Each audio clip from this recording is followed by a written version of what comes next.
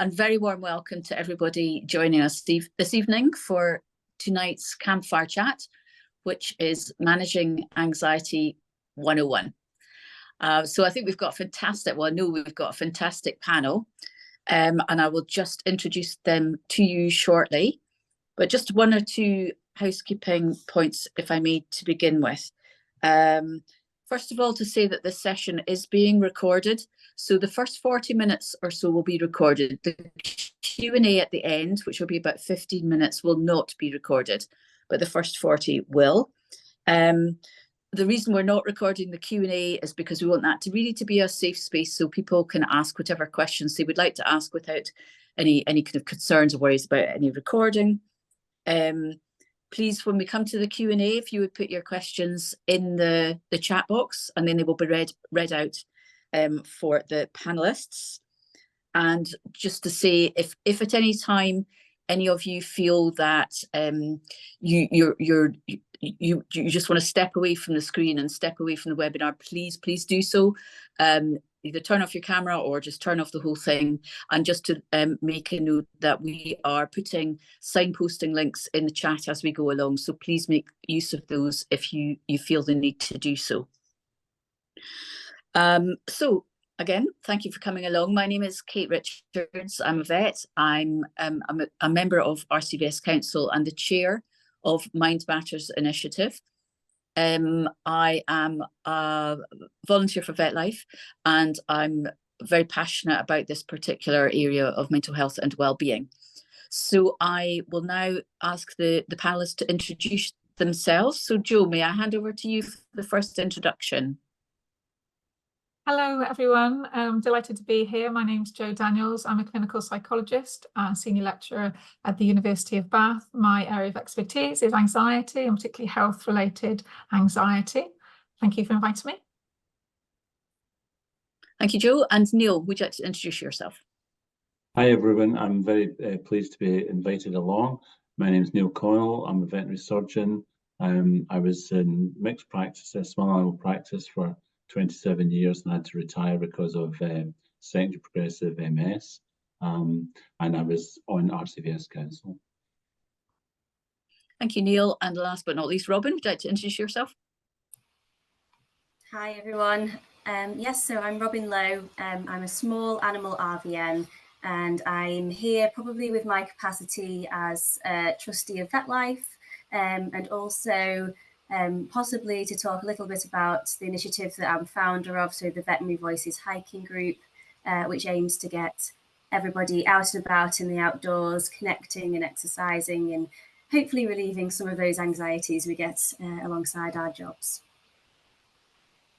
Thank you very much to all of you, and really looking forward to this panel. I think we've got some very broad, diverse experiences, expertise, and I think we're going to get some great insights.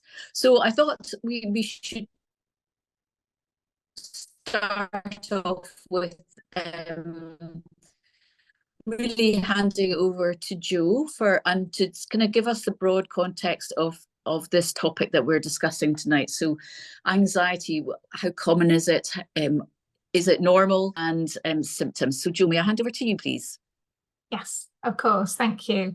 It's a good question to start with. Is anxiety normal? Well, I would say that it is quite normal. I would say that most of us would say we've experienced anxiety at some point in our lives. We can think about things like interviews, going into difficult situations, perhaps phobophobia, something like that.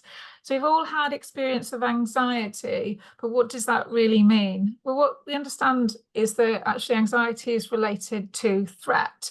And you may know a little bit about the fight or flight syndrome. That's familiar to most people, that adrenaline pumping response to a threat.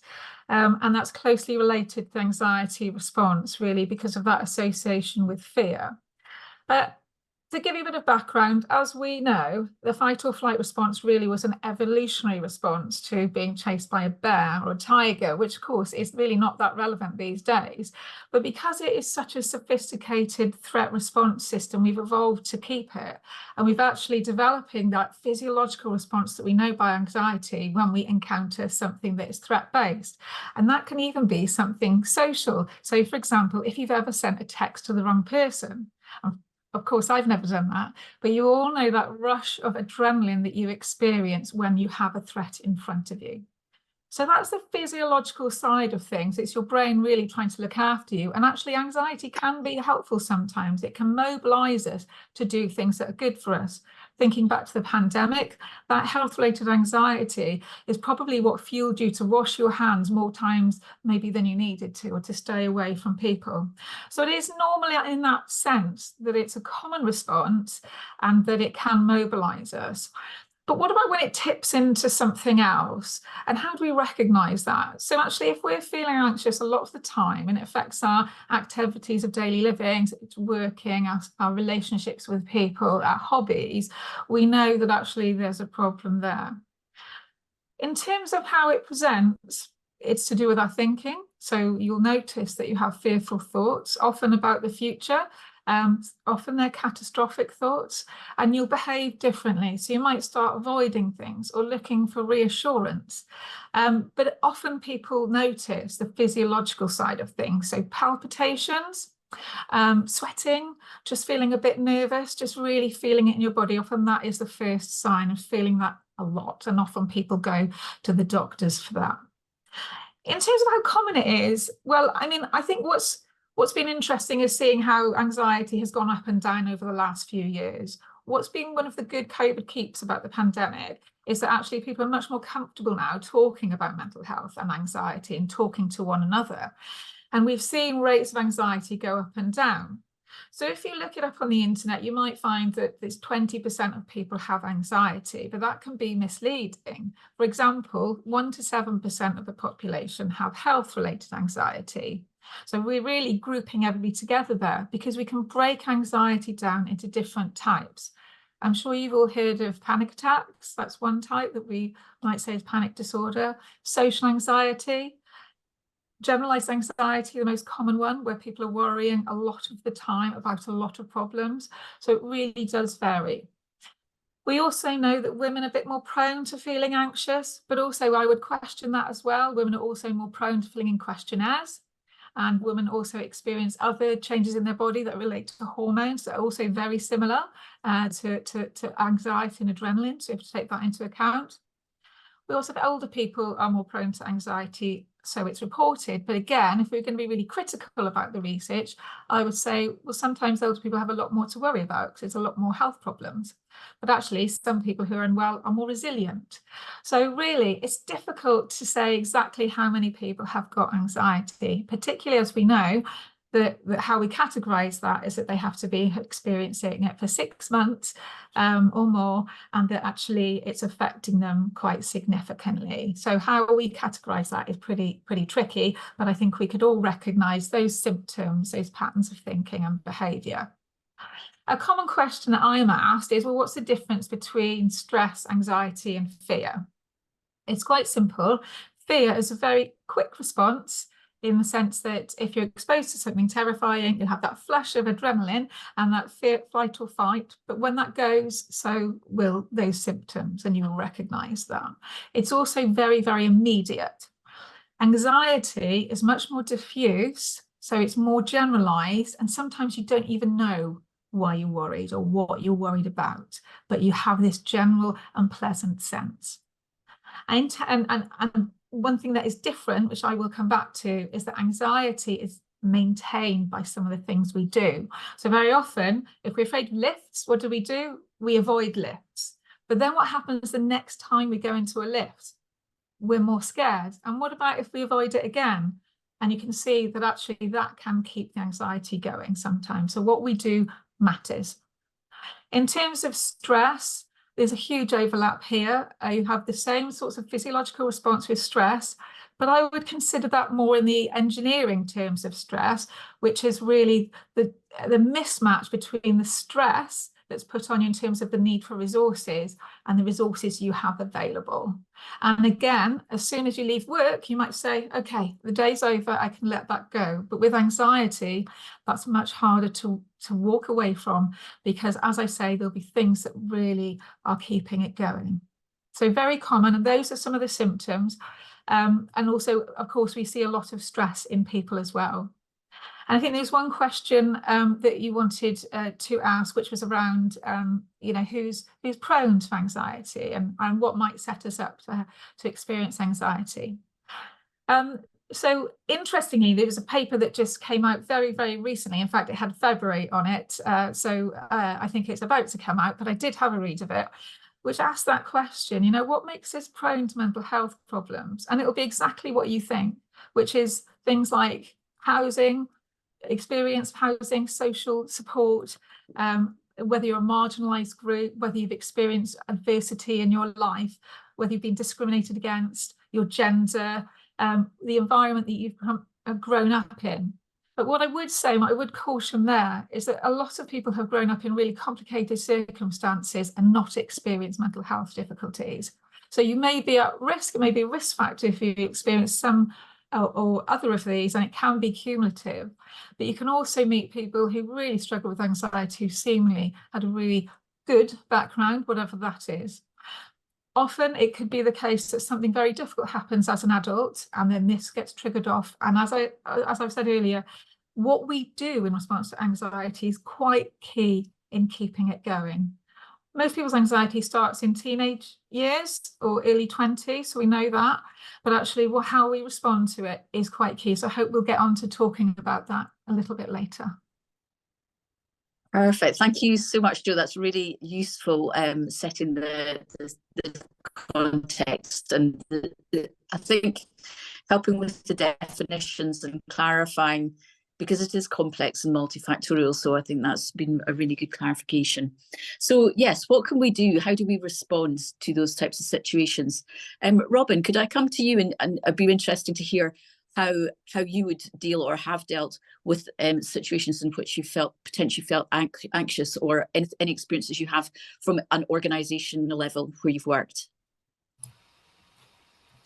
Yeah, gladly. So I think Jo makes some incredible points there about the reaction of people, the physiological reaction. And I think that from a personal point of view, as someone who has sat now nearly 9 years of exams, I know that I have a very much exacerbated physiological response when I am very anxious about something. So from a personal point of view, I don't tend to get palpitations, but I can very much see that anxiety with veterinary students, with exams, with the looming deadlines can really impact you. From an organisational point of view, it's incredible to see trends in the veterinary profession that do cause stress and anxiety. And I think there's probably quite a lot of overlap with that, because as part of my role as Director of Veterinary Voices UK, I manage a group of about 19,000 veterinary professionals, and we see very, very strong trends in things that cause a lot of moral distress, anxiety, upset within the profession. I think that was very clear in the COVID pandemic. We had a huge amount of anxiety related to the fact that, you know, we weren't frontline workers, but then we couldn't get furloughed, but then we also had to be there for emergencies, and then we had to do curbside vetting. And that was a massive trend. And then, you know, over the course of a couple of years, that died down, and now we're dealing with other stresses and anxieties. So that could be an outbreak in avian influenza that is very stressful, probably for those poultry vets out there. And perhaps more so now, we're seeing anxiety related to XL bully legislation. And I think as veterinary professionals, our work is so changeable, but also has such an impact on us because we are in it, because we are very passionate about our work. It can certainly exacerbate how we feel about things. And going back to my original point about veterinary students and vet nurse students and exams, I think that we are also a group of high achievers, and we've, you know, very perfectionists, and we want to do well, and it's very upsetting when we don't. And I think that pressure that we put ourselves under literally from the moment we set foot in education system right to the moment we graduate is really incredible. So there are so many factors, and I find it really interesting to listen to Joe talk about it from a very, expert opinion on this matter.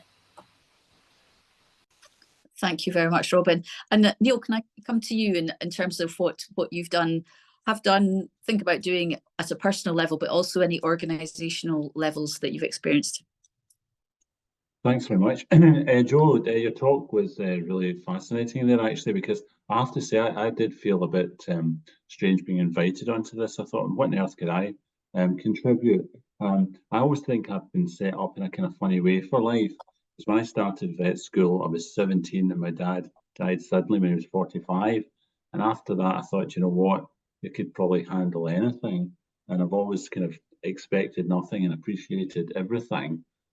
And then obviously when the MS came along and what have you, and my wife successfully got through pancreatic cancer. So I always thought I was quite resilient, actually, but just listening to how you were explaining it, actually it did occur to me, I was reflecting there that, I do have these periods over the last few years. Every so often I get these mad feelings of unfocused dread and I can't actually aim at anything.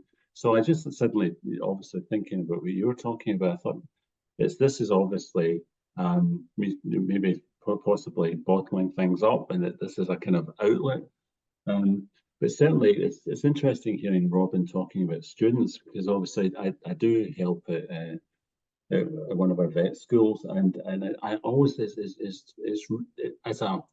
an observer and someone supporting students, I do see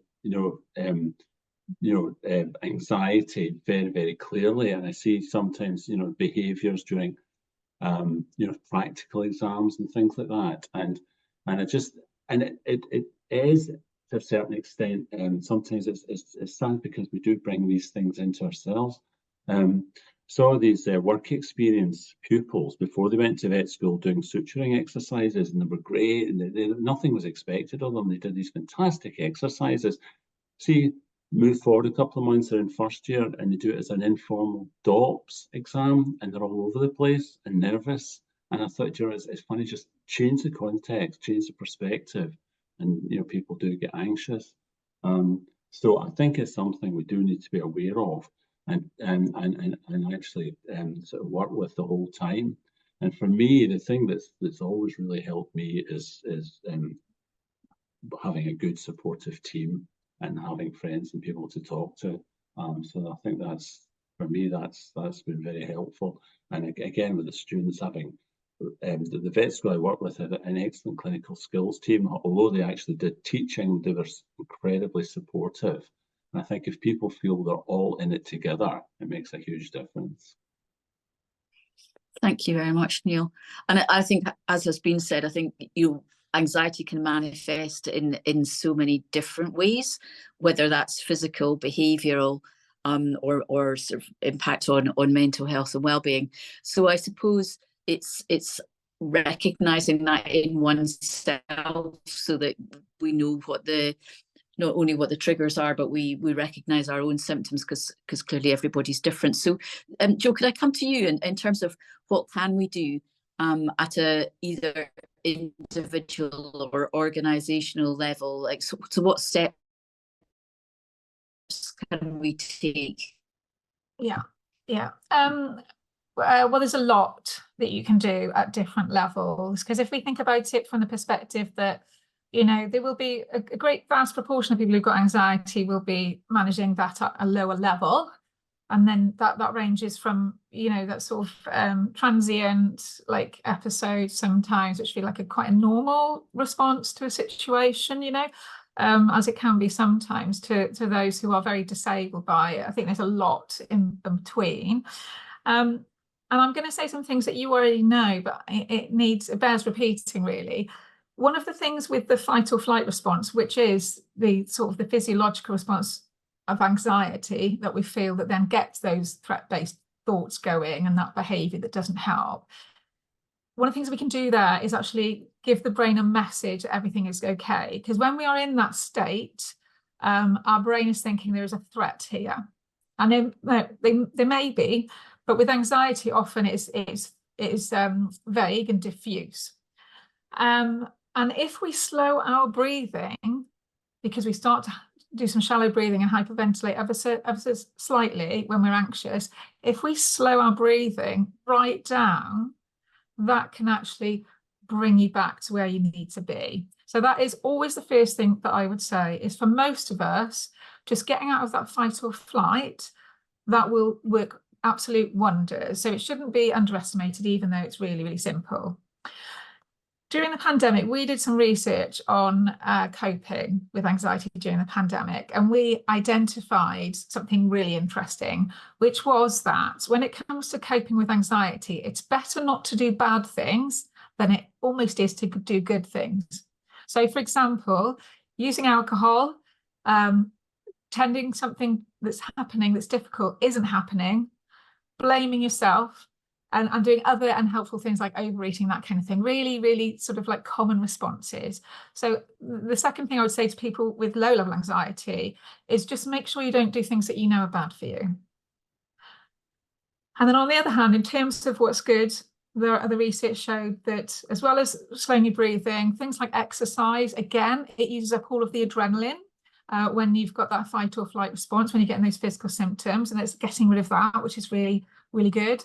Shifting attention away from something that's worrying you. So just taking a step back, because very often, and I'm sure we'll all have experienced this, when a few hours later, you look back and you think, gosh, that turned out okay in the end. So trying to get perspective, and that could be done by talking to friends as well, as Niall was talking about. So those are the low level things that we all could be doing, really. Reaching out to people, doing exercise, breathing, just trying to take a step back and look at the situation. So that'll take the edge off for most of us. Taking a step up, it's good to take an inventory of other things that we're doing that keep anxiety going. So there's some really common things that I referenced earlier that people do.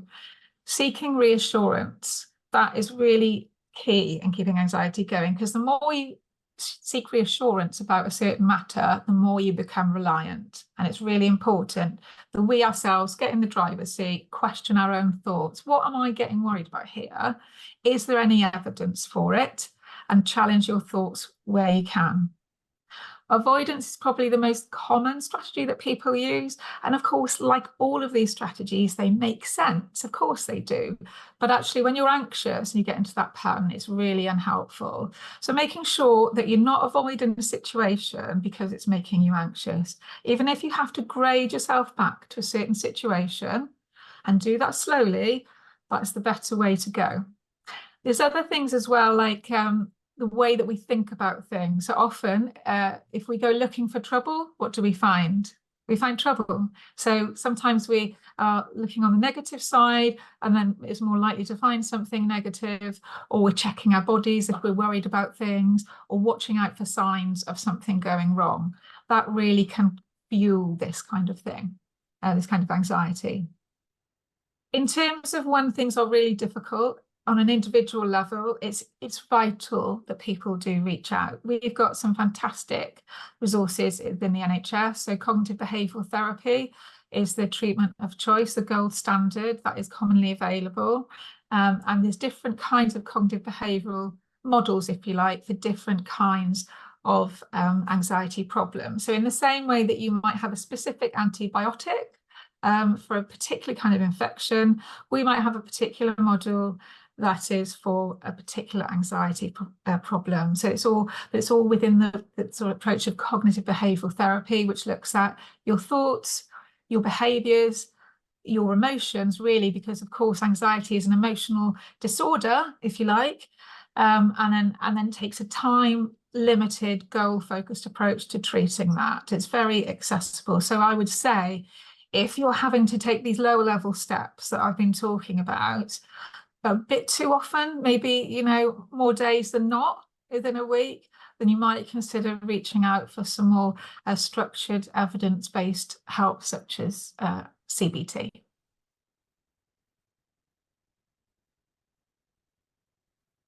Thank you.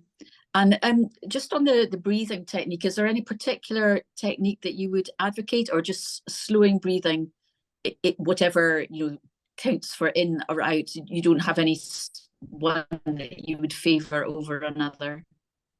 Well, it's funny because we all know how to breathe, I imagine, because we're all here, but people are very funny about breathing. So there are different types of breathing you can do, such as diaphragmatic breathing, or you could do mindful breathing, you could do box breathing. There's all kinds of different ways that you can breathe. I try not to get too caught up in that, because actually sometimes what happens is if people start doing a particular type of breathing, they sort of got lost in that. And while that can be great to be distracted, what we don't want to do is get it set up as a thing that somebody does every time they're anxious and become reliant on it. So I just tend to go with bog standard. Just make sure that you're not breathing quickly or too shallow. Slow things right down. So definitely there are options out there, but for me, I think I don't get too hung up on any particular approach, but I do say whatever works for people. Often I talk about relaxation. So although relaxation isn't necessarily part of a cognitive behavioural intervention, when I do see people who are anxious, I often say, why don't you do 10 minutes of relaxation every day? And there's no way to recommend what relaxation to do, because people are, again, so individual. So to some, mindfulness is abhorrent, and to others, it just makes perfect sense to them. So I think it's really important that we tailor this kind of work to individuals, really. Yeah, so I think it's really personal, like most things.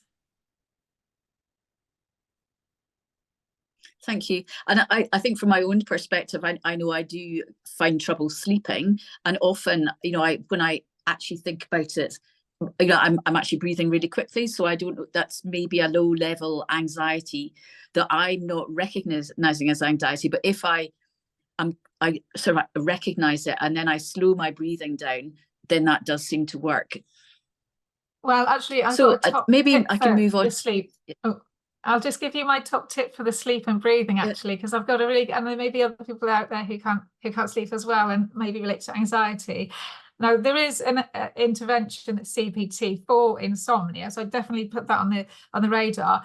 But actually, if you count to 10 your breaths, and every time you get past 10, you have to go back again. So you just count 10 breaths, keep going. You'll find you get to 34, and you go, oh no, I've got to go back to 10 again. And that breathing often is the one thing that gets people off to sleep when they were like they couldn't get on with the other techniques. So that's my tip for you today, your personal tip, Lucy. Thank you very much. Niall, could I come to you about what do you do for relaxation?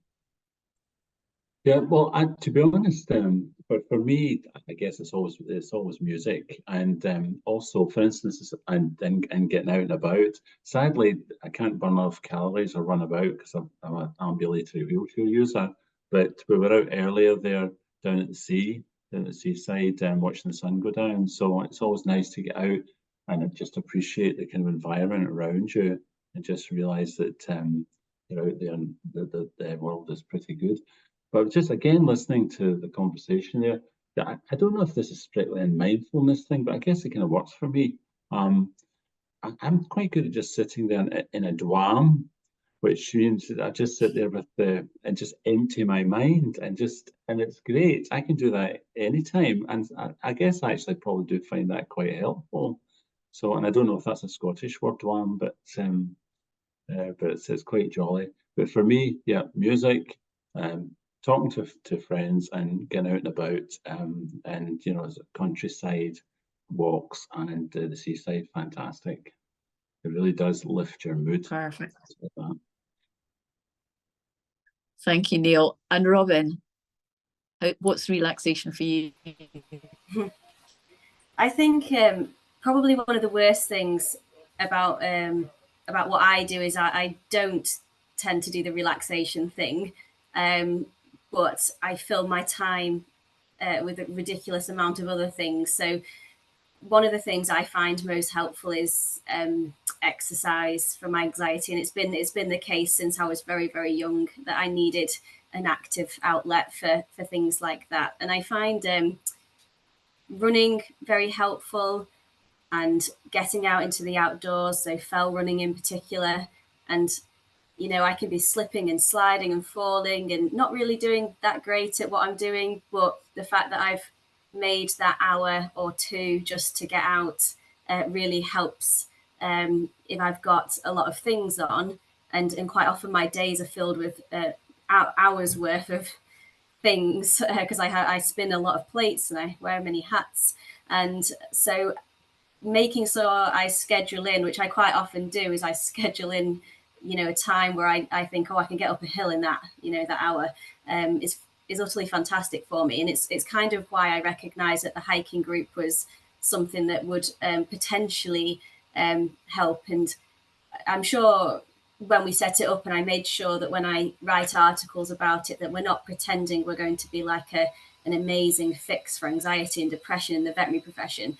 But what I've seen so far is that we've had friendship groups connect who would have never, ever met, you know, friends from 400 miles apart. And those connections have led to mentorship within the profession, but also a connection outside of the profession where people can go and they don't even need to talk about veterinary if they don't want to. And that connection and that friendship and having people around you that recognize the stresses of the job is really incredible. But I realize that not everybody can get out and run like I do, and it's something that I think is very individual to you. But I would highly recommend, if you're not an individual who is used to exercise and you're able, just getting out into the countryside, and in the way that Niall does as well, just watching the sunset over the sea and walking, you know, if you wanted to walk along a beach, it doesn't have to be vigorous exercise, but I can see a massive improvements just getting out. Thank you. And interesting that you actually, you know, put it in your diary, because I think we all have very busy lives. So I find that when I can get to the end of the day and think, I did what at the beginning of the day, I wanted to go out for a walk, and I've not actually gone away from my screen. So it's I think probably is useful to put it in, or you do a set time each day. And I don't know if any of you have any comments about how long, or is it, you know, is 5 minutes sufficient, or just to have that break, or do you feel that you need the hour, say you were saying an hour to get up a hill, or not? I mean, sorry, Robyn, that was for you.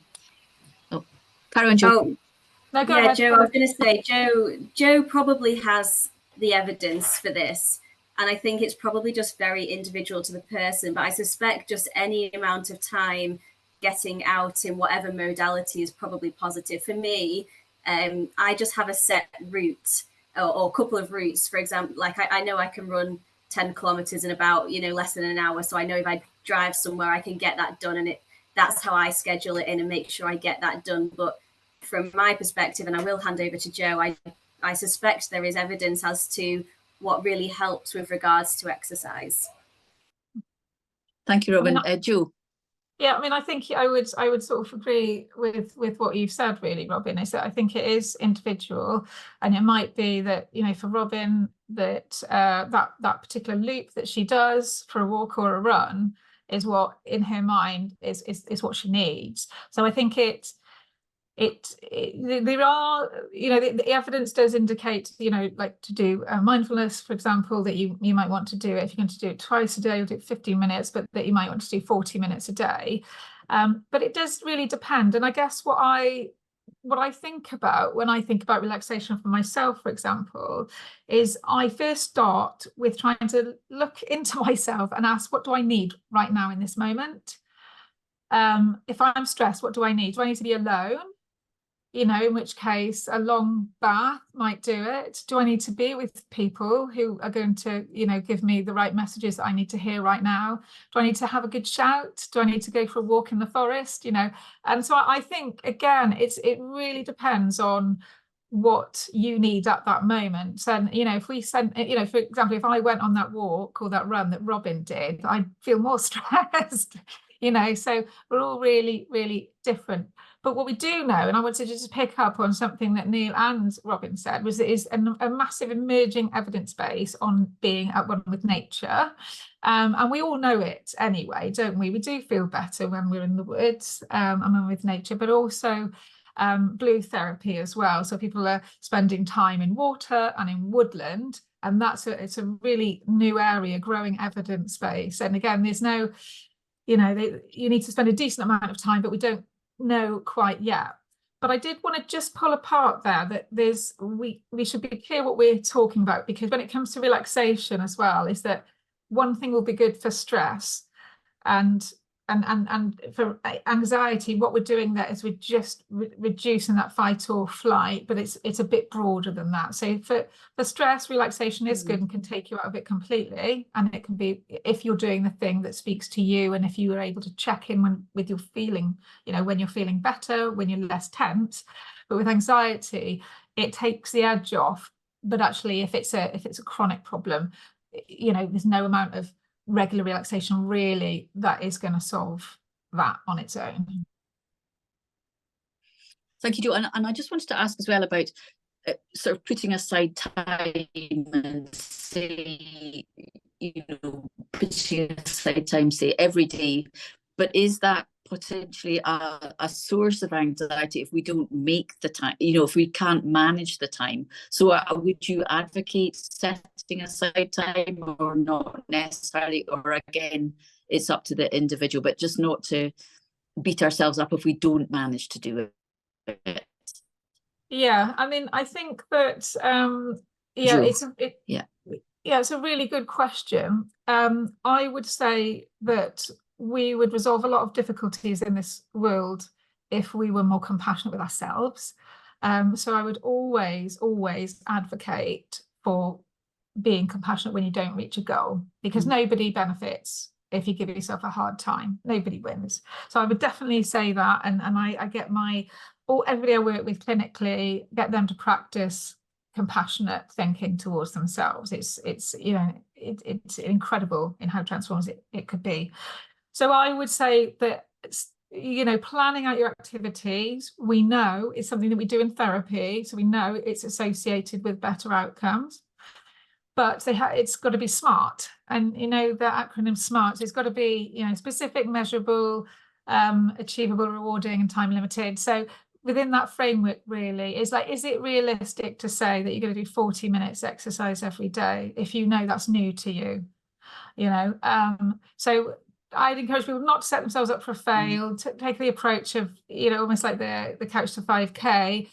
How do you eat an elephant? A bit at a time, really, and thinking about it that way. So yes, I would encourage people to schedule in rest. I'd encourage people to schedule in social activity, you know, these kinds of things, but just not to be unrealistic. And when you don't reach a goal, which often we don't, you know, nobody benefits from being hard on ourselves. It's much better to be understanding, reset the goal, and try again.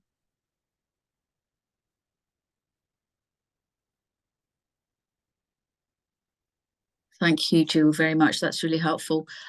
So we're nearing the end of this section of the webinar. Niall, can I come to you? Is there anything that you wanted to add into this discussion? Do you know what? I was actually going to ask Jo. I don't know if this is helpful. There's something. It's like the other thing I kind of use, I suppose, to cope with the stress and anxiety sometimes is humour. You want to add in? Was that me, or is that no, I think you're okay to go. I'm okay. Okay, so yeah, humour anyway. So but the one thing is, if there's any kind of issue or something that is causing me anxiety, it might be a situation, or it might be a person. I've got a little black book and I write their name in it, and it's like the Ghostbuster ghost trap.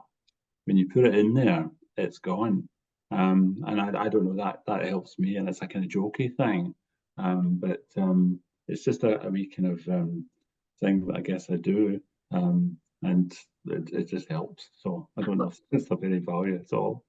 No, it is, because, you know, that's actually very similar to two different strategies we might use in anxiety. So you're obviously a natural, Neil, at managing this stuff.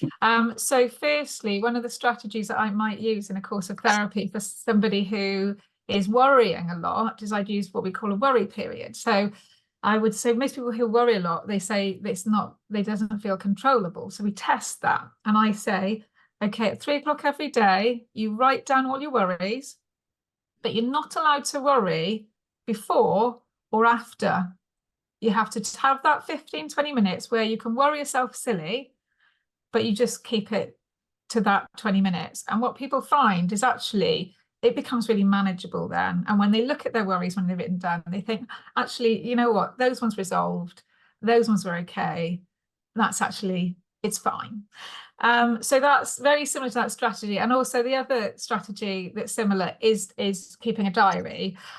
So we know that keeping a diary, again, is associated with better outcomes in health problems, particularly, but also in mental health, where if people are able to process their emotions and get some perspective really via themselves, that can be very therapeutic. It's also sometimes unhelpful because if people, excuse me, focus too much on things that are like physical things that are worrying them. So for example, I work with people who have a lot of worries about their health, and if they write their worries about their health excessively, then they actually feel worse. So it sounds like it's working for you, and I can see why, given that you are basically containing those anxieties and worries. So I'm really glad you said that, because it's a really good example of a very discreet thing that somebody can do that can, as you've proven, can be really helpful. Just write down your worries, gives you perspective, contains them, and you have then that strategy. You know that you can write it down so you can let go of some of those worries. Great stuff, thanks.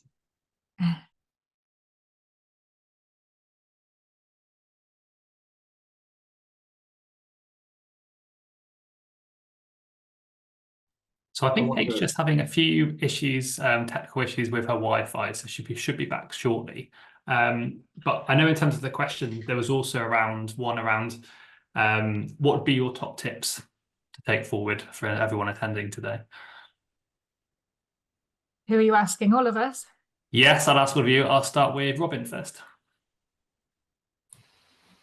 I think you've just got, apart from Joe, you've probably got the worst people. Like, you know, I'm like the nightmare of anxiety, you know.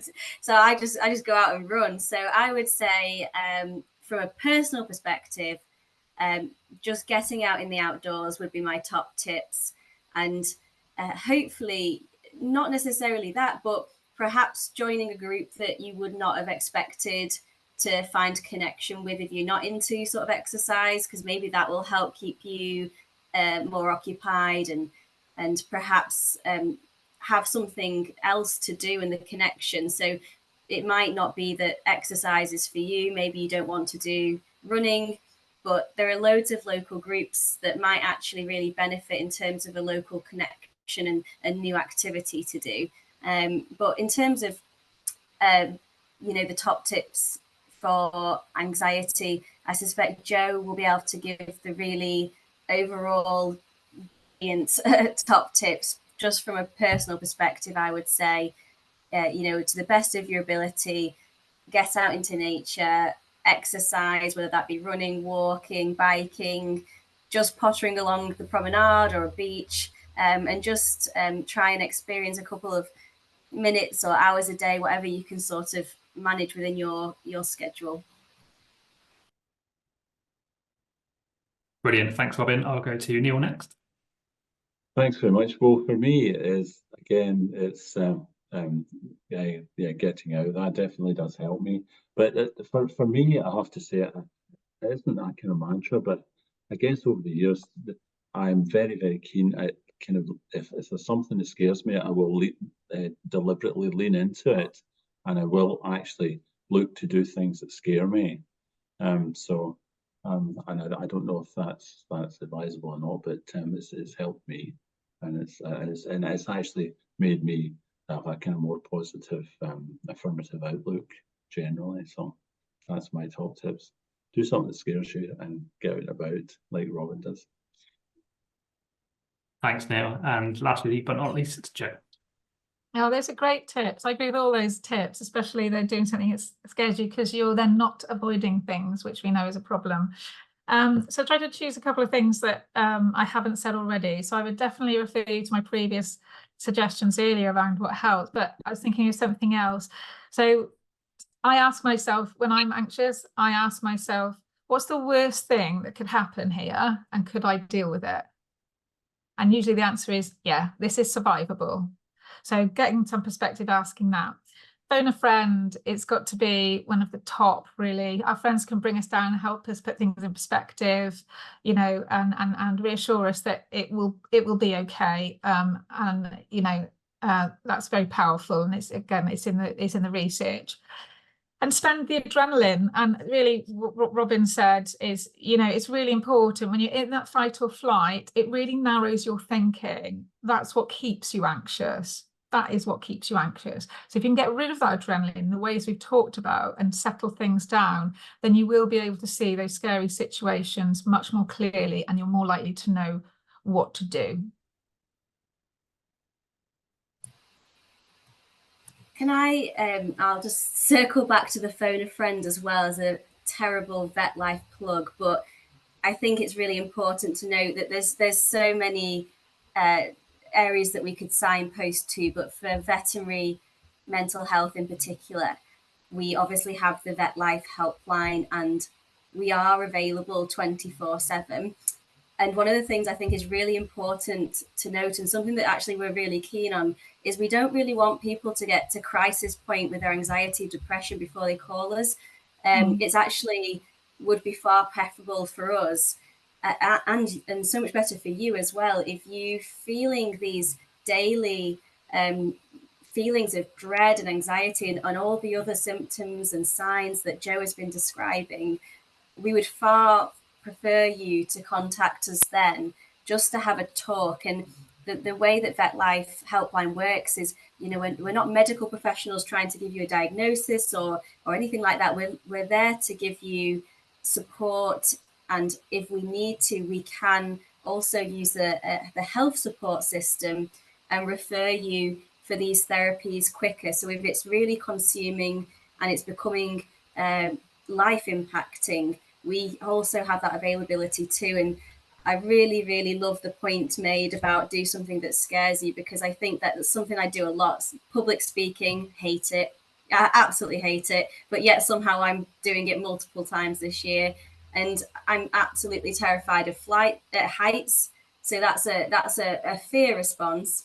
But I will actively still do stuff that makes me think that I'm going to fall to my death and die, which, you know, some of the stuff I do you might do, but it's one of those things. I think the more you do something, you know, what's the worst that can happen if you do public speaking? Well, you know, you might trip over on the stage. That's a real worry. But what's actually going to happen? You know, nothing really. And it's really important to just quantify what's you know, what's the worst case scenario. And a lot of the time it's actually something that you can manage really well if you just, you know, think a little bit more rationally about the situation and try and get out of that spiraling headspace. Thanks so much, Robyn, and definitely agree. I think definitely with Vet Life, they are there, and as my Matt is, we're really pleased to be able to support them year in, year out with obviously signposting, but all the work we do with them as well. And they are a great service. So for anyone who, if you think you need support, you just want to talk to someone, please do use the helpline, and please do look at other sources of support that they offer as well. I think Kate is back, and hopefully technical issue she had with the Wi-Fi is now disappeared. So let's just see if she can come back in. Yeah, can you hear me now? Yes, yeah, we can. Yeah, cool. I just put my charger on and that seemed to affect it. So yeah, so that was amazing. So I think we've got some great tips. We've got some really interesting understanding it and insights from the research, and hopefully really helpful. I think just practical examples from Joe, but also from Niall and Robyn as to how to manage sort of, I suppose, strategies, but also tactics as well, just in the moment, what we can do to manage or sort of take the edge off anxiety. We need to wrap up now, but any last comment from you? No, I tell you something, I've actually really benefited from this, you know, so thanks very much, especially to Robyn and Joe. Thanks. Robyn, any last comment from you? No, just to say thank you for coming on, Joe. It's been, you know, when I wasn't talking, I was actually getting my CPD in, which is amazing. But I think that one of the things to remember is that anxiety is so individual, and what impacts someone else might not impact you. And if someone's coming to you from a point of, I suppose, vulnerability potentially, especially I would say if it's a work-related thing, because we've got to remember that outside stresses can really impact how we act in work as well. But if someone comes to you and starts speaking to you about something that you actually think is quite ridiculous or quite insignificant, it could be having quite a profound impact on their anxiety and mental health. And just because you don't see it as a problem, doesn't mean they don't. So even if you feel it's insignificant, don't brush it off. I think Joe mentioned it before in saying that pretending that something is a problem is not a problem is kind of like toxic positivity. And I don't like that myself, in that people pretending everything is cheery when it's maybe actually, we are experiencing this problem. So I really, really hope that if anybody recognizes these subtle signs and nuances of anxiety, that they do take the plunge to maybe start asking for help now, so that we can manage it before it becomes a real physiological or mental health problem. Fantastic.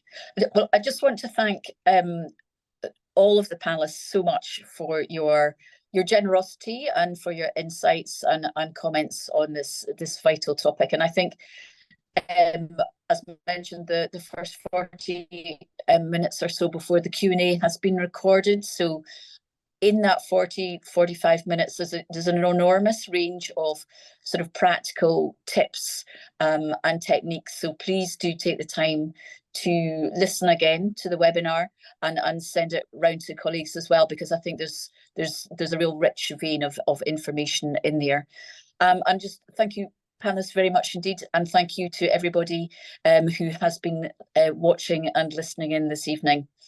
So thank you, and see you for the next Campfire Chat.